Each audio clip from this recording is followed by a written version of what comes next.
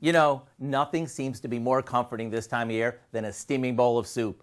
And when it's homemade, all the better. So today, I want to share our from-scratch split pea soup that is so good and so easy, you're going to want to make this over and over again.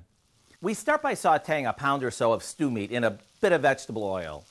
Once it's browned on all sides, we add some cut up potatoes to the same pot, along with the trifecta of veggies. You know, carrots, celery, and onions. Now we add a good amount of chicken broth, our split peas, and a bit of salt and pepper. And in case you're wondering, split peas are simply regular peas that have been removed from their pods, dried, and split in half. Once this comes to a boil, we'll turn it down so it can simmer till everything is tender. You know, the nice thing about this is we can customize it by using short ribs or flank steak instead of the stew meat, or replacing the chicken broth with beef broth. No matter which way you go, when you dish this up and top it with some crispy, crunchy croutons, get ready for comfort at its best.